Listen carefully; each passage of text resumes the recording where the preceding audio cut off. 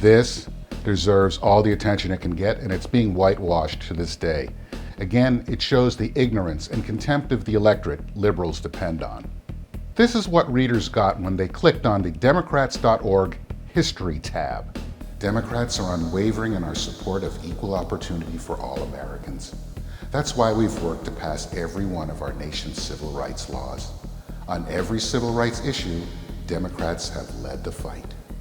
This revisionism is spewed by liberals on a daily basis, and seeing how the media and other so-called watchdogs are so apparently ignorant of American history, Democrats continue to lie through their teeth to their constituents via academia and entertainment to our kids. While I've only scratched the surface of civil rights history, remember, Democrats claim they are unwavering in our support of equal opportunity for all Americans. That's why we've worked to pass every one of our nation's civil rights laws. October 13, 1858, during the Lincoln-Douglas debates, U.S. Senator Stephen Douglas, Democrat of Illinois, said, "If you desire Negro citizenship, if you desire to allow them to come into the states and settle with the white man, if you desire them to vote on an equality with yourselves, and to make them eligible to office, to serve on juries, and to adjudge your rights, then support Mr. Lincoln and the Black Republican Party, who are in favor of the citizenship of the Negro." For one, I am opposed to Negro citizenship in any and every form. I believe this government was made on the white basis. I believe it was made by white men, for the benefit of white men, and for the posterity forever. And I am in favor of confining citizenship to white men, men of European birth and descent, instead of conferring it upon Negroes, Indians, and other inferior races. Douglas became the Democrat Party's 1860 presidential nominee. April 16, 1862, President Lincoln signed the bill abolishing slavery in the District of Columbia. In Congress, almost every Republican voted yes, and most Democrats voted no.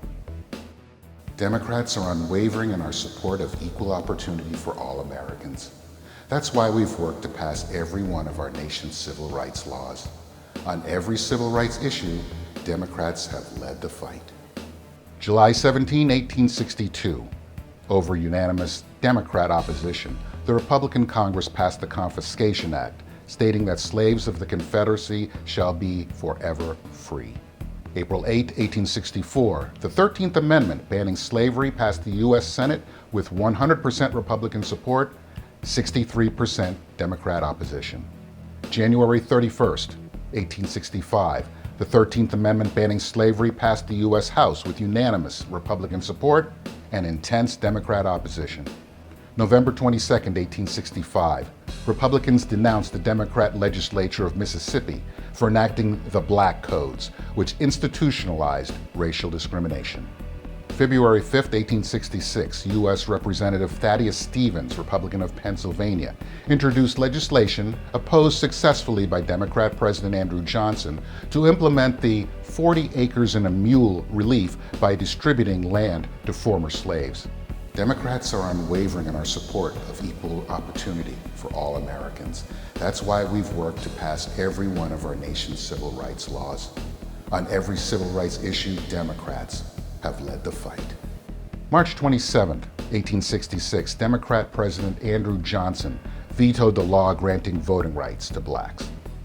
May 10, 1866, the U.S. House of Representatives passed the Republicans' 14th Amendment, guaranteeing due process and equal protection of the law to all citizens. 100% of Democrats voted no. June 8, 1866, the United States Senate passed the Republicans' 14th Amendment, guaranteeing due process and equal protection of the law to all citizens. 94% of Republicans voted yes, and all Democrats voted no. Democrats are unwavering in our support of equal opportunity for all Americans. That's why we've worked to pass every one of our nation's civil rights laws. On every civil rights issue, Democrats have led the fight. July 16, 1866, the Republican Congress overrides Democrat President Andrew Johnson's veto of legislation protecting the voting rights of blacks. March 30, 1868, Republicans begin the impeachment trial of Democrat President Andrew Johnson, who declared, "This is a country for white men, and by God, as long as I am president, it shall be a government of white men." September 12, 1868, civil rights activist Tunis Campbell and 24 other blacks in the Georgia Senate, all Republicans, were expelled by the Democrat majority and would be later reinstated by the Republican Congress. Democrats are unwavering in our support of equal opportunity for all Americans. That's why we've worked to pass every one of our nation's civil rights laws. On every civil rights issue, Democrats have led the fight. October 7, 1868, Republicans denounced the Democrat Party's national campaign theme, "This is a white man's country, let white men rule." October 22, 1868, while campaigning for re-election, Representative James Hines, Republican of Arkansas, was assassinated by Democrat terrorists who organized as the Ku Klux Klan. Hines was the first sitting congressman to be murdered while in office. December 10, 1869, Republican Governor John Campbell of the Wyoming Territory signed the first in the nation law granting women the right to vote and hold public office. February 3, 1870, after passing the House with 98% Republican support and 97% Democrat opposition, the Republicans' 15th Amendment was ratified, granting the vote to all Americans, regardless of race. February 25, 1870, Hiram Rhodes Revels, Republican of Mississippi, becomes the first black to be seated in the United States Senate. Democrats are unwavering in our support of equal opportunity for all Americans. That's why we've worked to pass every one of our nation's civil rights laws. On every civil rights issue, Democrats have led the fight. May 31, 1870, President Ulysses S. Grant signed the Republicans' Enforcement Act, providing stiff penalties for depriving any American's civil rights. June 22, 1870, the United States Department of Justice, the inspiration of Ohio Representative William Lawrence, was created to safeguard the civil rights of blacks against Democrats in the South. September 6, 1870, women voted in Wyoming in the first election after women's suffrage was signed into law by Republican Governor John Campbell. February 1, 1871, Representative Jefferson Franklin Long, Republican of Georgia, became the first black to speak on the floor of the United States House of Representatives. February 28, 1871, the Republican Congress passed the Civil Rights Act of 1871, providing federal protection for black voters.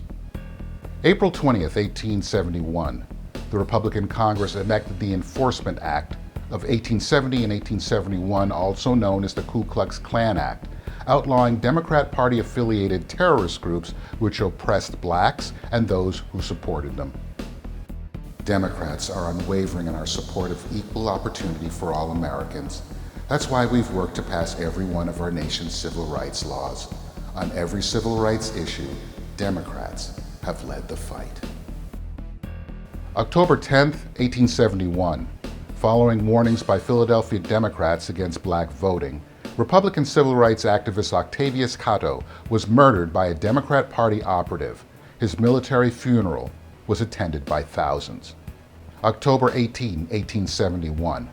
After violence against Republicans in South Carolina, President Ulysses S. Grant deployed U.S. troops to combat Democrat Ku Klux Klan terrorists. November 18, 1872. Susan B. Anthony was arrested for voting after boasting to Elizabeth Cady Stanton that she had voted for the Republican ticket straight. January 17, 1874. Armed Democrats seized the Texas state government, ending Republican efforts to racially integrate. September 14, 1874. Democrat white supremacists seized the Louisiana State House in an attempt to overthrow the racially integrated administration of Republican Governor William Kellogg. 27 were killed. Democrats are unwavering in our support of equal opportunity for all Americans. That's why we've worked to pass every one of our nation's civil rights laws. On every civil rights issue, Democrats have led the fight. March 1, 1875, the Civil Rights Act of 1875, guaranteeing access to public accommodations without regard to race, was signed by Republican President Ulysses S. Grant and passed with 92% Republican support, 100% Democrat opposition. January 10, 1878. Senator Aaron Sargent, Republican of California, introduced the Susan B. Anthony Amendment for women's suffrage. The Democrat-controlled Senate defeated it 4 times before the election of a Republican House and Senate that guaranteed its approval in 1919.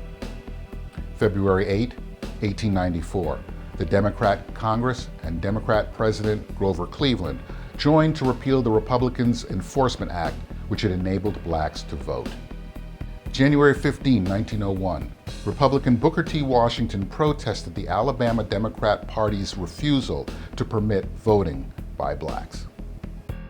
Democrats are unwavering in our support of equal opportunity for all Americans. That's why we've worked to pass every one of our nation's civil rights laws. On every civil rights issue, Democrats have led the fight. May 29, 1902, Virginia Democrats implemented a new state constitution condemned by Republicans as illegal, reducing black voter registration by almost 90%. February 12, 1909.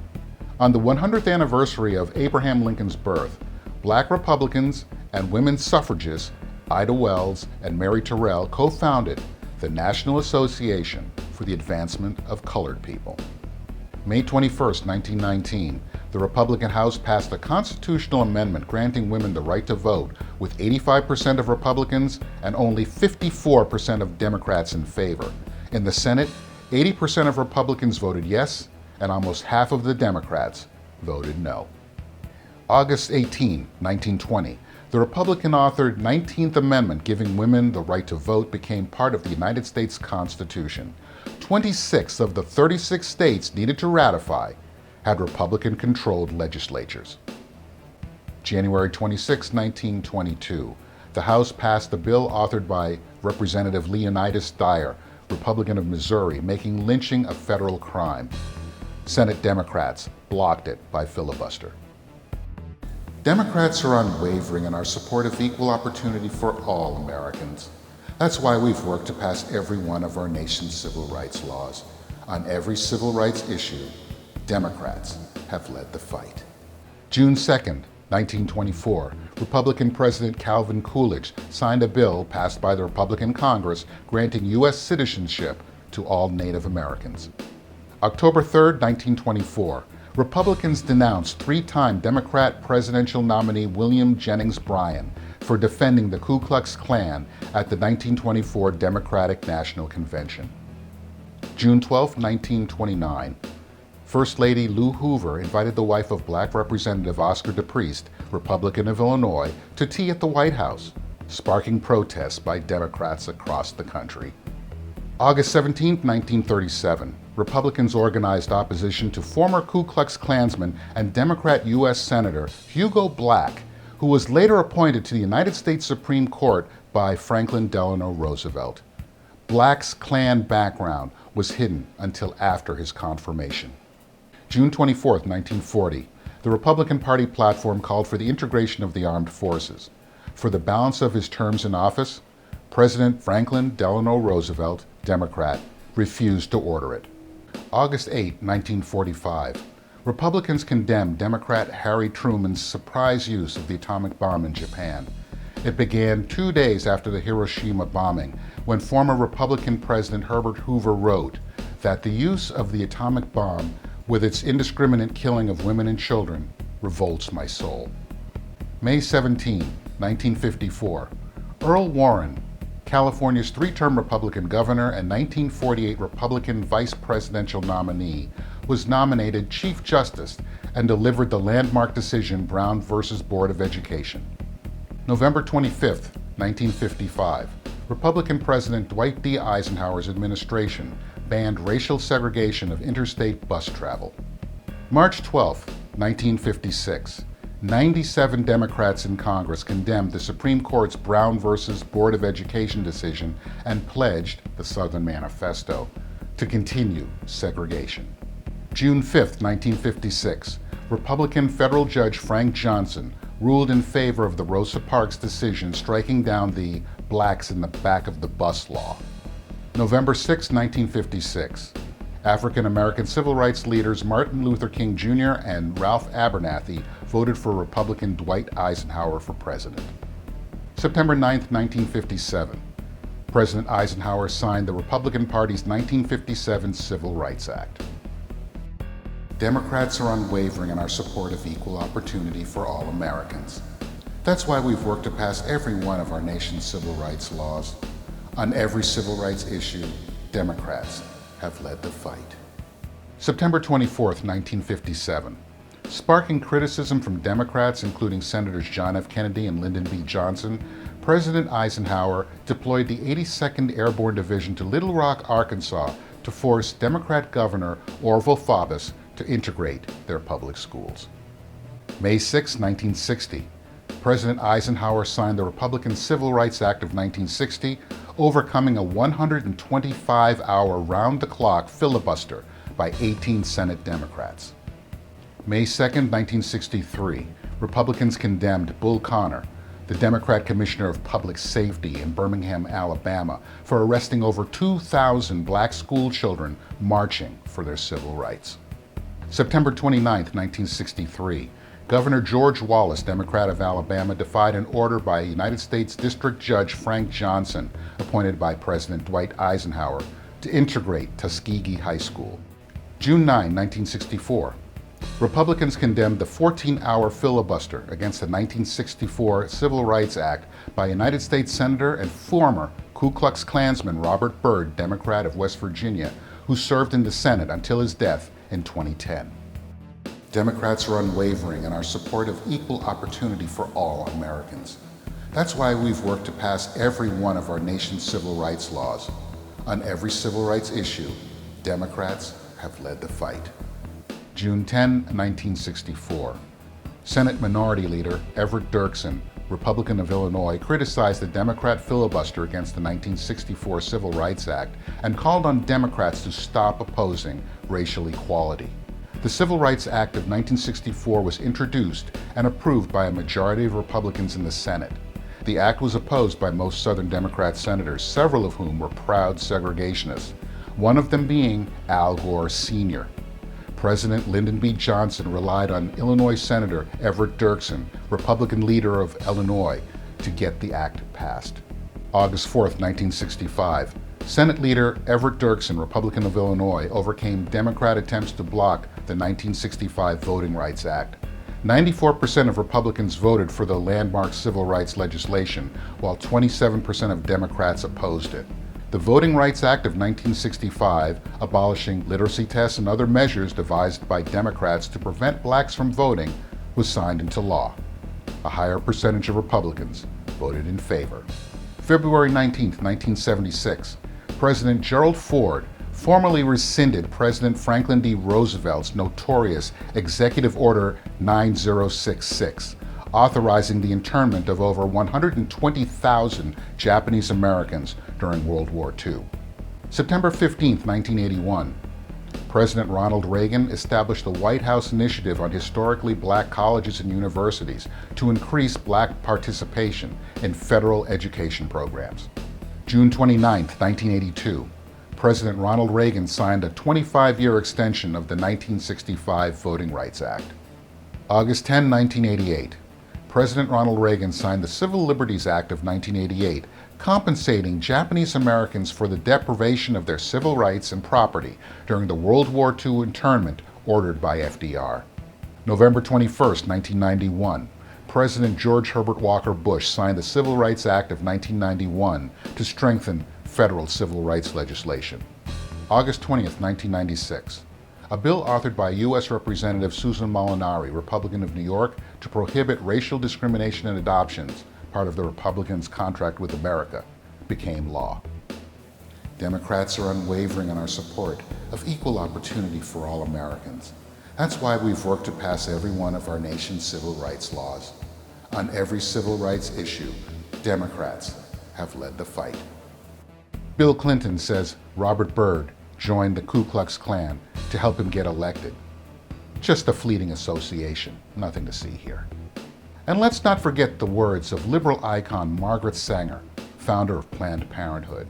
The minister's work is also important, and he should be trained, perhaps by the Federation, as to our ideals and the goals that we hope to reach. We do not want the word to go out that we want to exterminate the Negro population, and the minister is the man who can straighten out that idea if it ever occurs to any of their more rebellious members. December 21st, 2018. President Donald Trump signed the First Step Act.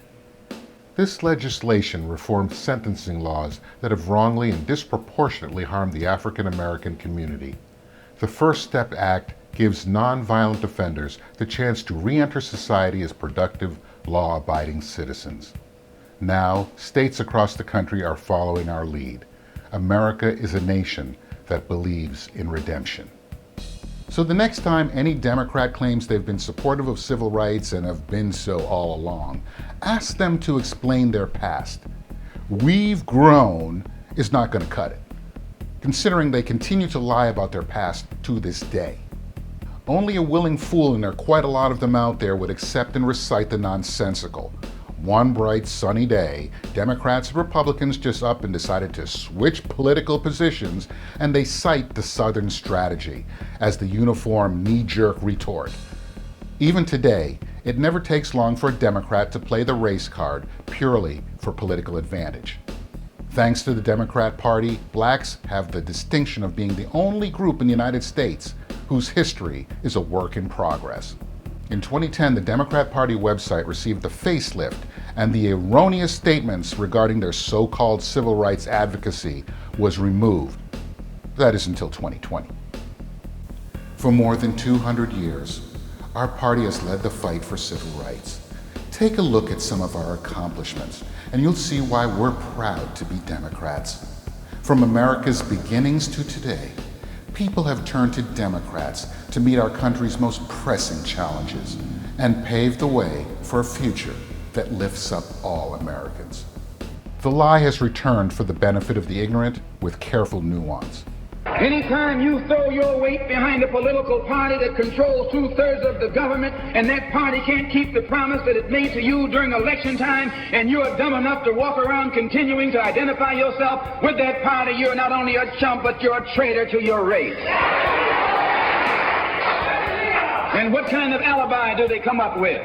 They try and pass the buck to the Dixiecrats. Now, back during the days when you were blind, deaf, and dumb, ignorant, politically immature, naturally you went along with that. But today, as your eyes come open and you develop political maturity, you're able to see and think for yourself. And you can see that a Dixiecrat is nothing but a Democrat in disguise.